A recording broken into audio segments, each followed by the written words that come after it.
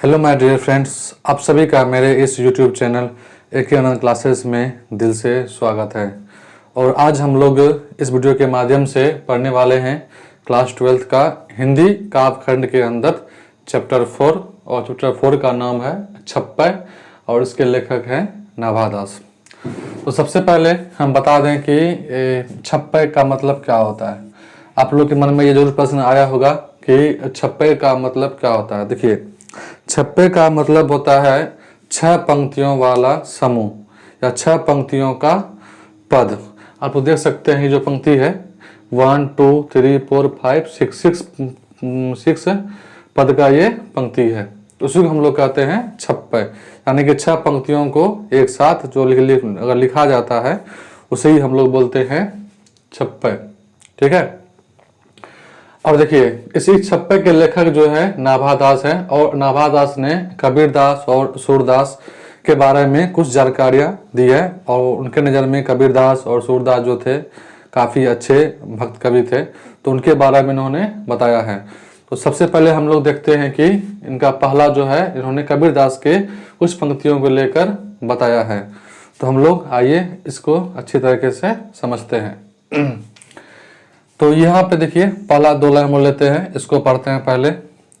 भक्ति विमुख जे धर्म सो अधर्म करी गाय, योग यज्ञ व्रत दान भजन बिनु तुच्छ दिखाए। बहुत ही सुंदर पंक्ति है। तो कहता है कि भक्ति विमुख जे, कहता है जो व्यक्ति जो है भक्ति से विमुख हो जाता है, भक्ति से दूर हो जाता है, यानी उनका मन जो है भक्ति में नहीं लगा रहता है। जे धर्म सो अधर्म करे जाए, तो उनके बाद उनका जो भी धर्म होता है वह क्या होता है, अधर्म के बराबर होता है।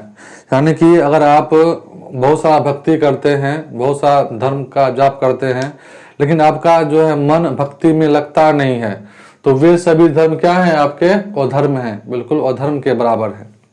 कहने का अर्थ यह है कि भक्ति विमुख जे धर्म, नहीं कि जो धर्म जो है यह सिखाता है कि आप भक्ति में ध्यान मत कीजिए, भक्ति में लीन मत रहिए, तो वह धर्म क्या है, तो वह धर्म अधर्म के बराबर है। उस धर्म की चर्चा करना बिल्कुल फालतू है।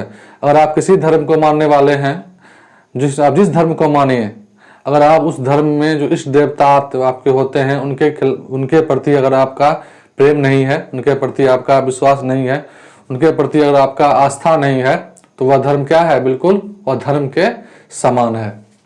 क्या कहते हैं, योग यज्ञ व्रत दान, कहता आप चाहे कितना भी योग कर लीजिए, यज्ञ कर लीजिए, व्रत कर लीजिए, दान कर लीजिए, भजन कर लीजिए, सभी क्या है, बिल्कुल तुच्छ है, बिल्कुल ही बेकार है।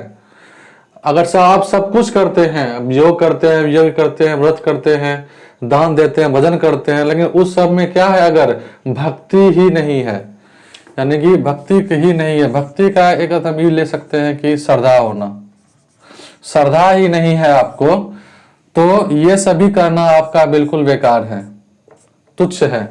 क्या हम दिन रात चोरी करें, दिन रात इधर उधर करें, अपने माता पिता की आज्ञा ना माने, और खूब जाके क्या करें, भक्ति करें, खूब जाके भजन गाएं, क्या बहुत दान करें, उससे क्या होगा, उससे कुछ हो जाने वाला नहीं है। तो आपको क्या करना होगा, सबसे प्रति कि आपको भक्ति में लीन होना होगा, मतलब 100% अपना योगदान भक्ति में देना होगा।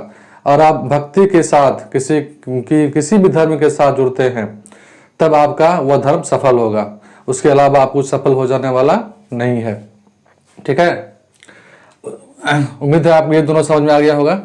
अब इस पे आते हैं, हिंदू तुरक परमान रमेनी सबके साथी, चाहे वो हिंदू धर्म हो, चाहे वो तुरक मतलब होता है मुसलमान धर्म हो, सिख हो, ईसाई हो, सभी को वह क्या समझते हैं, समान रूप से समझते हैं। कौन, तो कबीरदास।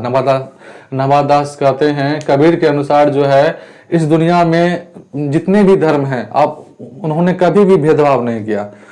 हिंदू हो धर्म हो, या मुस्लिम का धर्म हो, या सिख हो, या ईसाई हो, उन्होंने सभी धर्मों को समान रूप से सम्मान दिया, सबके बारे में उन्होंने चर्चाएं की, सबके बारे में उन्होंने सभी को अच्छी बातें बताएं। तो वही कह रहे हैं, आप किसी भी धर्म को मानने वाले हैं, सब दिस आगे, सबको उन्होंने समान रूप से माना, उन्होंने सबको इज्जत दिया, सबको समान रूप से उन्होंने बताया। ठीक है, अब पक्षपात नहीं वचन सबके हित की भाषी, यानी कि पक्षपात नहीं वचन सबके, किसी के प्रति उन्होंने पक्षपात नहीं किया। ये हिंदू है जिसको हम इसका ज्यादा गुणगान कर लेंगे, या ये मुस्लिम है तो उसको हम कम गुणगान कर लेंगे, ऐसा नहीं है। वचन सबके, सबके वचन की उसने लाज रखी, सबको उन्होंने समान सम्मान दिया। हित की भाषी, सबके हित की चर्चाएं उन्होंने की है। ऐसा नहीं कि उन्होंने सिर्फ एक धर्म को पकड़ा। आप लोग कबीरदास के बहुत सारे दोहे भी देखे होंगे, उनका एक ही कहना है कि अगर आपको भक्ति करनी है तो भक्ति आप दिल से कीजिए, अगर आप किसी को मानना है तो हृदय से, अंदर से जो भक्ति उठती है उसका कुछ अलग मजा होता है। हम बाहरी जो भी करते हैं दिखावटे, वो सभी बेकार हैं। आपको क्या करना है, भक्ति आपको अपने हृदय से करना है। वही तो इसीलिए उन्होंने कहा था, आप क्या करते हैं, यज्ञ करते हैं, व्रत करते हैं, ये दान करते हैं, या भजन दिन रात करते रहते हैं, इस सब की कोई आवश्यकता नहीं है। अगर आपको अपने हृदय से किसी के प्रति क्या हो रहा है, अच्छी भावना से आप भक्ति करते हैं, तो वही भक्ति सबसे अच्छी है। और साथ साथ उन्होंने ये भी कहा है कि हिंदू हो या गुरु या तुर्की हो या किसी भी धर्म के कोई व्यक्ति हो, सबके साथ उन्होंने समान भावनाएं रखी। नहीं, पक्षपात कभी नहीं किया उन्होंने कि ये फलना आदमी को उसको हम ज्यादा देखें या वो ज्यादा आदमी उसको हम ज्यादा माने। किसी के साथ उन्होंने कभी भी पक्षपात नहीं किया। समझे? अब देखिए लास्ट कितना अच्छा बात कहा है, आरूढ़ दशा है जगत पे मुख देख नहीं भाने, कबीर कानी राखी नहीं वर्णाश्रम सट सट दर्शनी। कितना अच्छा कहा है, आरूढ़ दशा है जगत के, इस जगत की जो दशा है वो बिल्कुल खराब होती जा रही है, बिल्कुल ही मतलब कि अच्छी नहीं है। मुख देखी नहीं भानी, और कभी भी इन्होंने क्या कहा, किसी का मुख देखकर उसके प्रति बड़ाई नहीं किया। अभी आपने सुना होगा कि फल्ला का तो मुख देख के उसका काम कर दिया। अभी बहुत सारा होता है, किसी अगर आप किसी लाइन में खड़े हैं तो उसमें क्या होता है, कोई बड़े आदमी आ जाए, कोई बड़े वीआईपी आ जाए, तो लोग क्या करता है, उसका चेहरा देख के उसको एंट्री दे देता है, और बाकी जो गरीब लाइन लगे में रहते हैं वो उसी तरह पड़े रहते हैं। तो वही कबीरदास कर रहे हैं, इस जग की जो है दशा वह आरूढ़ हो चुकी है, खराब एकदम बर्बाद हो चुकी है। अब मुख देखी नहीं भानी, कभी भी उन्होंने जो है चेहरा देखकर कभी का पक्षपात नहीं किया, कि कभी भी उन्होंने चेहरा देखकर किसी के बारे में भला अच्छा बुरा नहीं किया। चाहे कोई भी हो, उनके नजर में सभी समान थे। नहीं, कबीर कहानी राखी नहीं वर्णाश्रम सट दर्शनी, कबीर कहानी राखी नहीं, कभी मतलब होता है भेदभाव करना। कभी कबीर जो थे कभी किसी से भेदभाव किए ही नहीं। देखिए यहाँ पे आया है, देखिए बताते हैं ये वर्णाश्रम। तो वर्ण जो होते हैं वो होते हैं आपके चार, आपको पता ही, फिर भी लिख देता हूँ। वर्ण आपके चार होते हैं। पहला क्या होता है, ब्राह्मण, दूसरा क्या होता है क्षत्रिय, फिर क्या होता है वैश्य, और लास्ट में क्या होता है शूद्र। तो ये चार वर्ण हैं। उसके बाद है आश्रम, तो ये चार आश्रम होते हैं। पहला होता है ब्रह्मचर्य आश्रम, दूसरा होता है गृहस्थ आश्रम, तीसरा होता है वानप्रस्थ आश्रम, चौथा होता है संन्यास आश्रम, दूसरा होता है संन्यास आश्रम, और उसके बाद है सट दर्शनी, यानी कि छह होते हैं दर्शन, सांख्य दर्शन, योग्य दर्शन, न्याय दर्शन, वैशेषिक दर्शन, मीमांसा दर्शन, वेदांत दर्शन। तो वही कवि कह रहे हैं, कबीर कहानी राखी ने, कबीर जो है कभी भी भेदभाव नहीं रखे। किसमें, तो वर्णाश्रम में, वर्ण में, चाहे वो क्यों हो, ब्राह्मण हो, चाहे वो क्षत्रिय हो, चाहे वो वैश्य हो, चाहे वो शूद्र हो, इन सभी में कभी भी इन्होंने भेदभाव नहीं रखा। ऐसा नहीं कि ब्राह्मण जी हैं उनको हम ज्यादा सम्मान करेंगे और क्षत्रिय हैं तो उसको कम सम्मान करेंगे। मतलब उनके नजर में क्या था, सभी बराबर थे। और यहाँ पे देखिए चार आश्रम होते हैं, ब्रह्मचर्य आश्रम, तो इनमें भी इन्होंने कोई भेदभाव नहीं रखा। देखिए ब्रह्मचर्य आश्रम जो होता है ये होता है आपका 0 से 25 साल तक, गृहस्थ आश्रम का होता है 25 से 50 साल तक, वानप्रस्थ होता है 50 से 75 साल तक, और इधर होता है 75 से जब तक उसकी मृत्यु न हो जाए। अभी अगर वैसे कहा जाए तो मनुष्य की एवरेज उम्र अभी तो 60 वर्ष हो गई है, पहले जमाने लोग 100 वर्षों तक जी जाते थे। तो यही होता है कि चार आश्रम बताए गए हैं, ब्रह्मचर्य आश्रम, गृहस्थ आश्रम, वानप्रस्थ आश्रम और संन्यास आश्रम।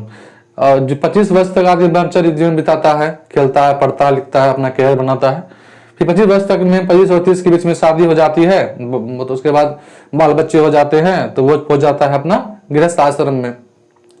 उसके बाद 50-75 में आदमी भक्ति उक्ति करना शुरू कर देता है, मोह माया से दूर मतलब मोह माया से दूर हो जाता है, और 75 वर्ष पूर्णि के बाद संन्यास ले लेता है। सब कुछ से मुक्ति, पूरा सब कुछ से मुक्ति, पूरा वह सन्यासी जीवन बिताता है। एक ही रट लगाता है, श्री राम अब मुझे ले जाइए, भगवान कब आप मुझे ले जाइएगा, उस स्थिति में पहुंच जाता है इस अवस्था में आते आते।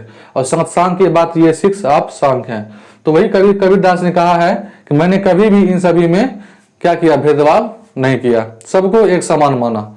और हमें भी अपने जीवन में कुछ न कुछ इनसे जरूर सीखनी चाहिए। कबीरदास, हमें भी अपने जीवन में कभी किसी से भेदभाव नहीं करना चाहिए।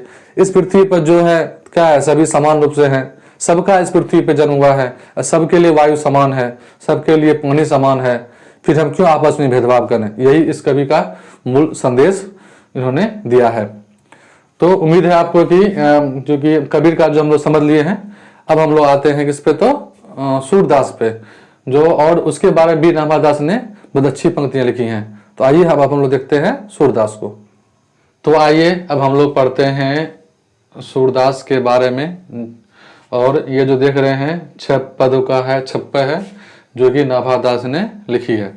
और ये जो 6 में है, इसमें जो है सूरदास के गुणों के बारे में बताया गया, सूरदास के विशेषताओं के बारे में बताया गया है कि सूरदास अंधे होते हुए भी उनकी रचनाएं जो है डायरेक्ट हृदय पे वार करती है, वो डायरेक्ट हमारे हृदय में समा जाती है। उनकी जो जितनी भी रचनाएं हैं उनमें अलग ही प्रकार का रस पाया जाता है। तो उसी की विशेषताओं के बारे में यहाँ पर नाभादास ने यहाँ पर बताया है। तो देखते हैं क्या बताया है। अवकुति चौस अनुप्रास वर्ण ओ स्ति अति भारी, वचन प्रति निर्वही अर्थ अद्भुत तुकधारी। उक्ति का मतलब होता है पंक्ति। चौज अनुप्रास वर्ण, अनुप्रास मतलब होता है अच्छे वर्ण, चौस मतलब होता है काफी सुंदर, मतलब उनकी जो वर्ण जो होती है उनकी जो पंक्ति जो होती है वो काफी अच्छी होती है, पंक्ति उनकी काफी सुंदर होती है। और स्थिति अति भारी, मतलब उसकी स्थिति पढ़ने से काफी भारीपन लगता है उसको देखने में। कहने का अर्थ यह है कि सूरदास ने जितनी भी पंक्तियां लिखी हैं उनका वर्ण का जो लिखावट है वो काफी अच्छा है। और स्थिति अति भारी, उसकी स्थिति जो है काफी भारी है, काफी वजन है उसके बात में, हर पंक्तियों का कुछ ना कुछ विशेष अर्थ निकलता है। वह लिखते हैं उक्ति चौज अनुप्रास वर्ण ओ स्थिति अति भारी। उनके द्वारा जो पंक्तियां जो लिखी गई हैं, उनके द्वारा जो वर्ण जो लिखी गई हैं, सबकी स्थिति काफी सुंदर है, सबकी स्थिति काफी सुंदर है। कुछ न कुछ विशेष न विशेष अर्थ उनके पंक्तियों में निकलते रहता है।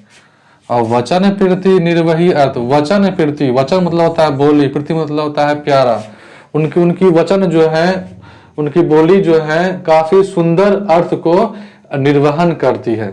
क्या करती है? उनकी जो बातें जो लिखी गई हैं, पंक्ति जो मुंह से बोली गई हैं, उनके मुख से पंक्ति जो लिखी गई है वह काफी सुंदर अपने अर्थ को बयान करता है।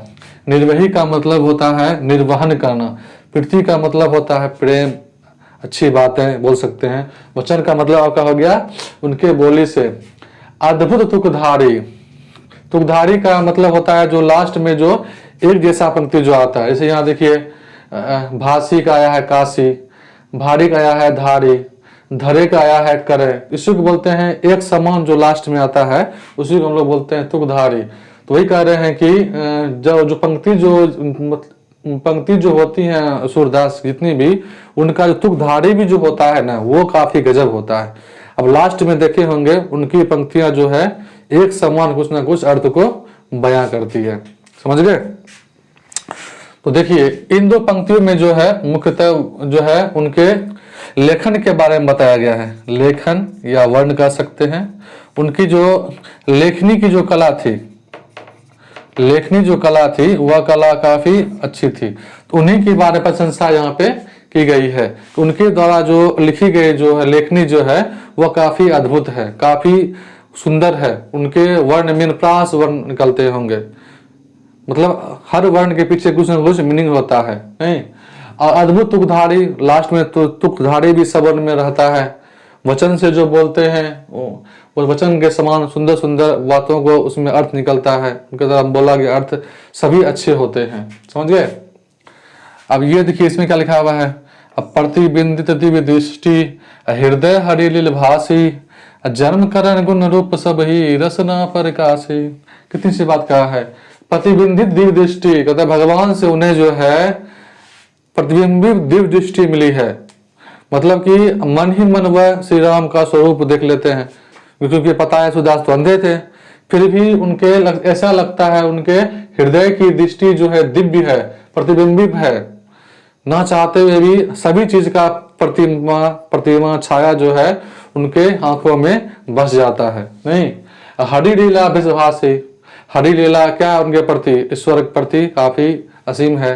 मतलब कहता है हरि की लीला कितनी अजीब है, कितनी सुंदर है कि उनको जो है उसके हृदय में जो है साक्षात दिव्य दृष्टि निवास करते हैं, नहीं। मतलब हर मनुष्य का, हर इष्ट देवता का उनका जो चेहरा जो है उनका वही है, प्रतिबिंब मतलब होता है छाया, छाया जो है उसके हृदय में बस जाते हैं। तो अद्भुत लीला है सूरदास के पास, जो कि अन्य कवि के पास नहीं है, कि अंधे होते हुए भी इतनी सुंदर इतनी बातें कहना ये कम बात की नहीं है। जन्म कर्म गुण रूप सब ही रसना प्रकाशी, जन्म से, कर्म से, गुण से, रूप से, सब से वे क्या है, रसना प्रकाश मतलब अद्भुत, सब कुछ भी अद्भुत है। जन्म से हो या कर्म से हो, गुण से हो या रूप से हो, सबसे रसना प्रकाश, सबसे वो बिल्कुल सबसे अलग है, सबसे अर्थ है न। सबसे बड़ी आश्चर्य की बात तो यह है कि इतने अंधे होने के बावजूद उन्होंने श्री राम का जो वर्णन किया है, मतलब पूरा सटीक वर्णन किया है, ऐसा नहीं कहीं कुछ नहीं है। हर शब्द के बारे में उन्होंने व्यवता किया, अच्छी व्यवता किया है। वही कहता उन्होंने कि इन्होंने जिनका भी वर्णन किया सभी का वर्णन काफी अच्छे तरीके से किया, समझे। अब देखिए इसमें कितना अच्छा है, लास्ट लाइन है, विमल बुद्धि होता सुखी जो ये गुण सरवणी करे, असुर कवित सुनी कौन कवि जो नाहि सिर चालन करे। कहता है कि विमल बुद्धि हो तासुकी, तासुकी मतलब होता है उसका, उसकी। कहता है कि उसका जो बुद्धि होगा जो काफी विमल होगा, पवित्र बुद्धि हो जाएगा, जो यह गुण सरवणी करे, जो इसके मतलब कि सूरदास के गुणों को क्या करता रहेगा, अपने गानों से सुनेगा। कहता है कि सूरदास की रचनाएं जो है जिस व्यक्ति ने पढ़ा, जिस व्यक्ति ने अपने कानों से सुना, उनका जो है बुद्धि पवित्र हो जाएगा, वो बुद्धि काफी बढ़िया हो जाएगा। सूर्य कविता सुनी कौन कवि, सूरदास की कविता सुनकर ऐसा कोई कवि है ही नहीं जो नहीं सिर चालन करे, जो नहीं सिर चालन करे। क्या आप लोग सुनते होंगे, कोई अच्छा सा अगर क्या बज जाए, म्यूजिक बजे तो मस्ती में क्या हम करते हैं, झूम रहे हैं मस्ती में, जो झूम रहे हैं मस्ती में फील अच्छा आता है। उसी प्रकार कहते हैं कि सूरदास रचनाएं जो होती है उनकी कविता पढ़कर ऐसा कोई कवि है ही नहीं जो झूमे नहीं। मतलब यहाँ पे क्या हो रहा है, यहाँ पे जो हो रहा है सूरदास के प्रति अधिक प्रेम को दर्शाया गया है कि उनकी जो भी रचनाएं होती हैं, उनकी रचनाएं काफी सुंदर हैं, उनकी रचनाएं काफी अद्भुत हैं। तो वही कह रहे हैं कि यहाँ पे नवादास जी, विमल बुद्धि होता सुखी, उनकी बुद्धि काफी विमल हो जाएगी, उनकी बुद्धि काफी पवित्र हो जाएगी, जो यह गुण श्रवणी करें, जो उनके गुणों को श्रवण करें। और ऐसा तो संभव है ही नहीं, ऐसा तो मतलब कि है ही नहीं कि सूरदास की कविता सुनकर ऐसा कोई कवि है ही नहीं जो जिनका उनका सिर जो है सिर चालन नहीं हो। उनकी कविता को सुनकर वो आराम से क्या करेंगे, खुशी से झूम जाएंगे। ठीक है, तो उम्मीद है कि आपको जो है नाभादास का छप्पे के दोनों पंक्तियों को मैंने अच्छे तरीके से यहाँ पे चर्चा कर दिया है। और अब हम लोग मिलेंगे इनके ऑब्जेक्टिव क्वेश्चन की ओर। ठीक है, और अगर आपको मेरा ये वीडियो अच्छा लगे तो कृपया मेरे चैनल जरूर सब्सक्राइब करें और अपने दोस्तों के भी शेयर करें ताकि उन्हें भी शिक्षा संबंधी जो है महत्वपूर्ण जानकारी प्राप्त हो सके। तो मिलते हैं एक नए वीडियो में, तब तक के लिए दिल से धन्यवाद।